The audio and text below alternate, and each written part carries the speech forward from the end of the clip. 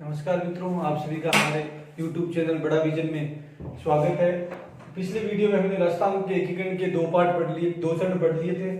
प्रथम चरण और द्वितीय चरण। प्रथम चरण का नाम मत्स्य संघ व दूसरे चरण का नाम पूर्वी राजस्थान संघ रखा गया था।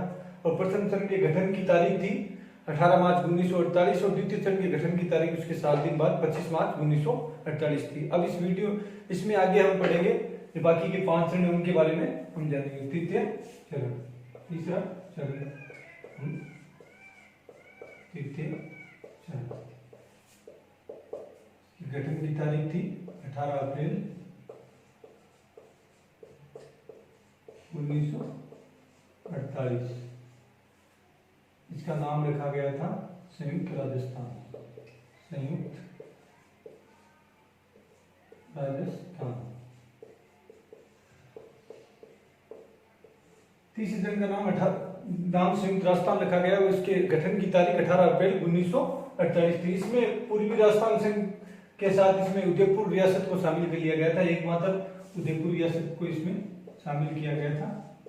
उदयपुर रियासत को इसमें शामिल किया गया था। इसके राज प्रमुख बनाए गए थे उदयपुर के महाराणा, राज प्रमुख उदयपुर महाराणा भूपाल सिंह।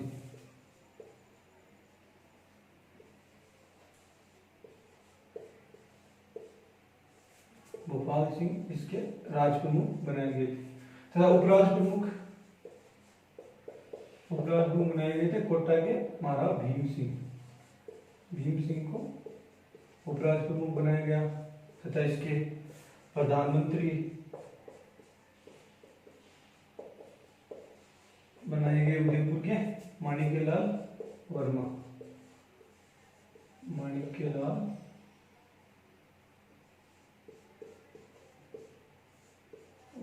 इसके प्रधानमंत्री बनाए गए। तो इसकी राजधानी उदयपुर रखी गई। राजधानी उदयपुर रखी गई। राज प्रमुख भोपाल सिंह को बनाया गया। उदयपुर रियासत शामिल कर ली गई तो भोपाल सिंह इसका राज प्रमुख बना दिया गया था। उपराज प्रमुख भीम सिंह को बनाया गया था। प्रधानमंत्री इसके माणिक्यलाल वर्मा को बनाया गया था। इसकी राजधानी उदयपुर को बनाया गया था। इसका उद्घाटन जवाहरलाल नेहरू ने किया था। तीसरे चरण का उद्घाटन जवाहरलाल नेहरू ने किया था। तृतीय चरण का गठन 18 अप्रैल 1948 को होता है। इसका नाम संयुक्त राजस्थान रखा जाता है। इसमें एकमात्र रियासत उदयपुर को पूर्वी राजस्थान संघ में शामिल कर लिया जाता है। इसके राज प्रमुख उदयपुर के महाराणा भोपाल सिंह को बनाया जाता है। उपराज प्रमुख कोटा के महाराणा भीम सिंह को और इसके प्रधानमंत्री उदयपुर के माणिक्यलाल वर्मा को बनाया जाता है। राजधानी उदयपुर को उद्घाटन जवाहरलाल नेहरू करते हैं। इस तरह ये तीसरा चरण, इसकी तारीख ठीक पहले चरण के 1 महीने बाद 18 अप्रैल 1948 है। पहले चरण की तारीख 18 मार्च थी और तीसरे की 1 महीने बाद और दूसरे की पहले के 7 दिन बाद। ये तरीका है याद करने का। अपन चतुर्थ चरण,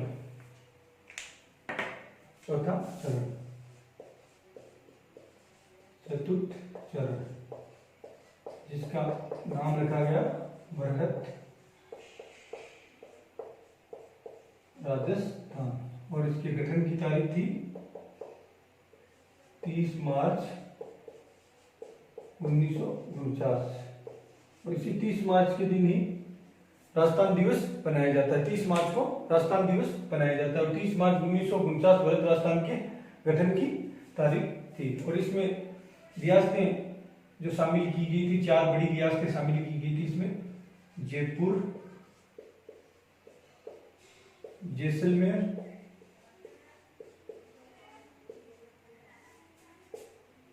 जोधपुर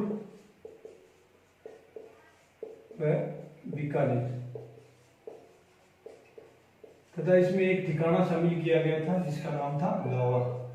जयपुर के साथ इसमें शामिल किया गया था। इसमें 4 बड़ी रियासतें थी, जयपुर, जैसलमेर, जोधपुर, बीकानेर। इसको शॉर्ट तरीके इसको याद करने की JJB, मतलब जयपुर, जैसलमेर, जोधपुर, बीकानेर। इसकी शॉर्ट तरीके 4 बड़ी रियासतें शामिल कर ली गई थी। जयपुर को शामिल कर लिया गया था, जैसलमेर को, जोधपुर, बीकानेर को। अब जयपुर को शामिल किया था। जयपुर भी बड़ी रियासत थी और इससे पहले संयुक्त राजस्थान बना था। उस टाइम राज प्रमुख महाराणा भोपाल सिंह को बनाया गया था।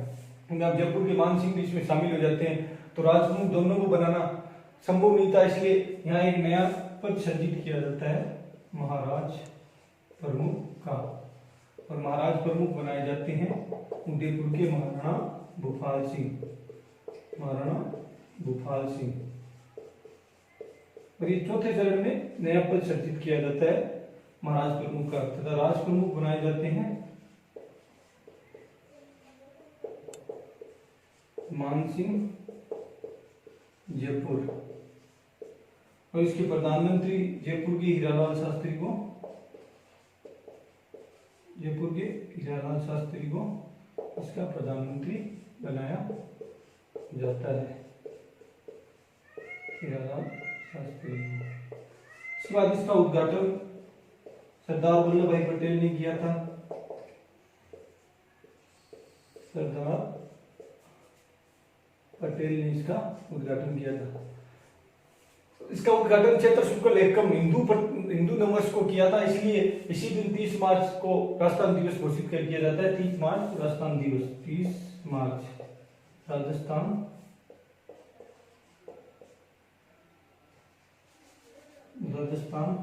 दिवस कब बनाया जाता है, तो इसमें 30 मार्च।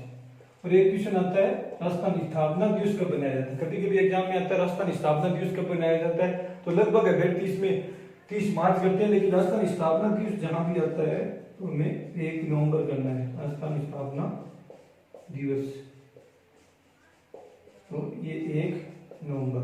ये दोनों क्वेश्चनों में अलग अलग। और इसकी राजधानी जयपुर को बनाया गया था, भारत राजस्थान की राजधानी जयपुर को बनाया गया था। और जयपुर राजधानी पी सत्यनारायण राव समिति की, ये नोट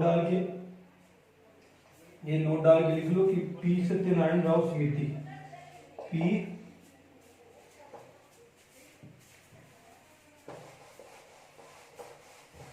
पी सत्यनारायण राव समिति की सिफारिशों पर, नोट डाल के लिख लो पी सत्यनारायण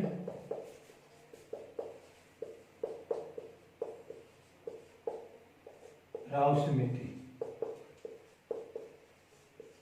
इस समिति की सिफारिशों के लिए भारत राजस्थान की राजधानी जयपुर को रखा गया था, जयपुर को रखा गया।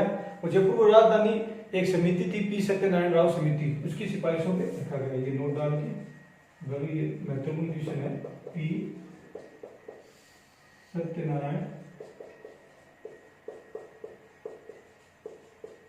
राव समिति की सिफारिशों में जयपुर को इसकी राजधानी रखा गया, राजधानी भारत राजस्थान की जयपुर को रखा गया।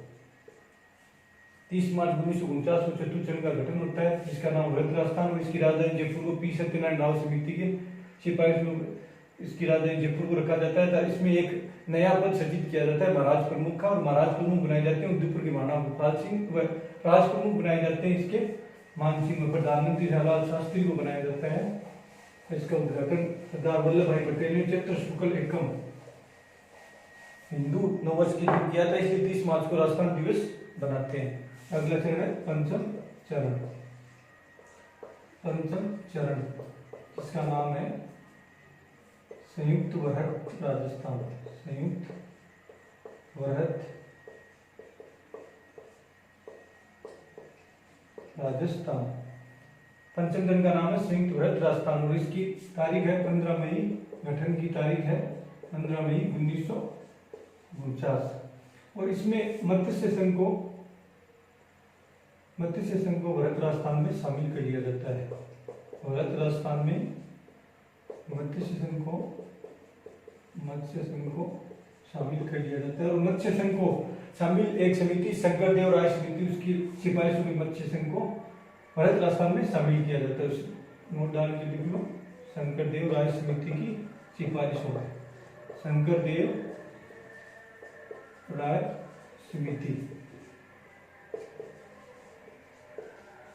इस समिति की सिफारिशों में मत्स्य संघ को भारत राजस्थान में शामिल कर लिया जाता है। और पंचम चरण का नाम संयुक्त भारत राजस्थान, और 15 मई 1949 को इसका गठन हुआ था, तब मत्स्य संघ को इसमें भारत राजस्थान में शामिल कर लिया जाता है। और शंकरदेव राय समिति की सिफारिशों में इसमें मत्स्य संघ को शामिल किया जाता है। इसके बाद छठा चरण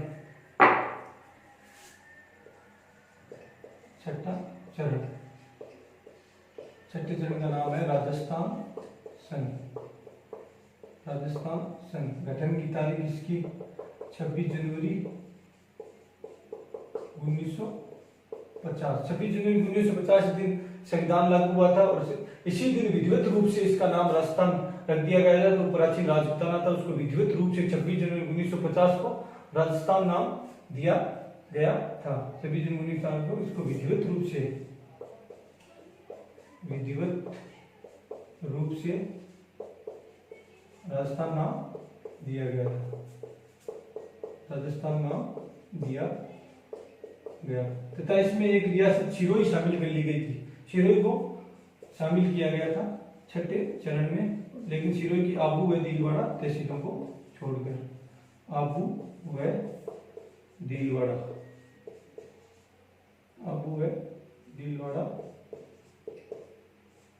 को छोड़कर संपूर्ण सिरोही को छठे चरण में शामिल कर लिया गया था।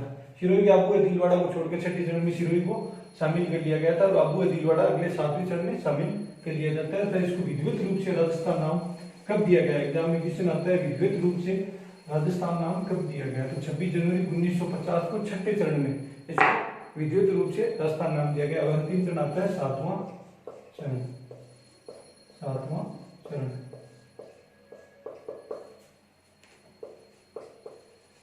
आधुनिक राजस्थान या वर्तमान राजस्थान, इसका गठन 1 नवंबर 1956 और वर्तमान स्वरूप 1 नवंबर 1956 को राजस्थान में वर्तमान स्वरूप में राजस्थान आता है 1 नवंबर 1956 को, जिस समय जिलों का गठन होता है तथा इसी दिन राजप्रमुख के पद को खत्म कर दिया जाता है तथा एक राज्यपाल पद को शुरू किया जाता है। राज्यपाल का पद सर्जित किया जाता है। पद 1 नवंबर 1956 को सर्जित किया जाता है और प्रथम राज्यपाल राजस्थान के प्रथम राज्यपाल बनाए गए गुरुमुख निहाल सिंह को राज्य का प्रथम राज्यपाल बनाया गया। तथा इसमें जो रियासतें शामिल की गई थी उसमें एक अजमेर मेरवाड़ा केंद्र शासित प्रदेश था, उसको शामिल किया गया। अजमेर मेरवाड़ा को शामिल किया गया।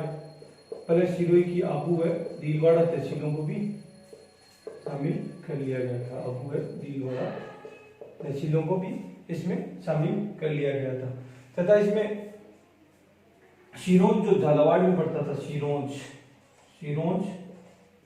जो झालावाड़ में था, झालावाड़ के सिरोंज को मध्य प्रदेश में शामिल कर दिया जाता है। इसको मध्य प्रदेश में विलय किया जाता है। इसका मध्य प्रदेश में विलय कर दिया जाता है तथा मध्य प्रदेश की मंदसौर तहसील के जिले के सुनेल टप्पा को राजस्थान में शामिल कर लिया जाता है। सुनेल टप्पा मध्य प्रदेश, इसको राजस्थान में शामिल कर लिया जाता है। सुनेल टप्पा ये है सिरोंज, नीचे दिखाई नहीं दे रहा था तो ऊपर लिख देता हूँ सिरोंज झालावाड़। इसको मध्य प्रदेश में शामिल कर दिया जाता है। मध्य प्रदेश में इसका विलय कर दिया जाता है। मध्य प्रदेश में विलय। और जो मध्य प्रदेश के मंदसौर जिले का सुनेल टप्पा नाम का शहर था, जिसे राजस्थान में विलय कर दिया जाता है। राजस्थान में विलय। इस तरह राजस्थान का एकीकरण पूर्ण होता है। एकीकरण में लगा समय 7 चरणों में एकीकरण पूर्ण होता है। तो इसमें महत्वपूर्ण बातों पर हम चर्चा कर लेते हैं। आखिर में क्वेश्चन कहाँ से पुटअप होते हैं। इसमें एक क्वेश्चन ये होता है कि कुल कितने चरण थे? तो कुल चरण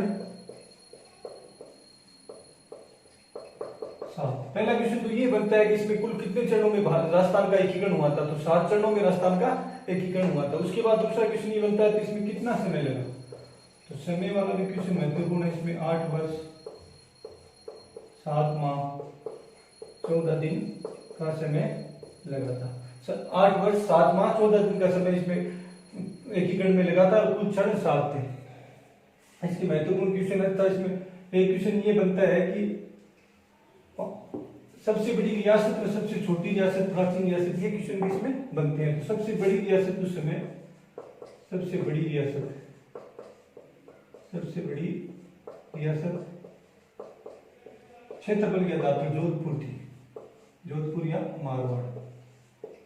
जोधपुर थी सबसे प्राचीन, पूछते हैं तो सबसे प्राचीन मेवाड़, सबसे नवीनतम पूछेंगे तो झालावाड़, सबसे नवीनतम,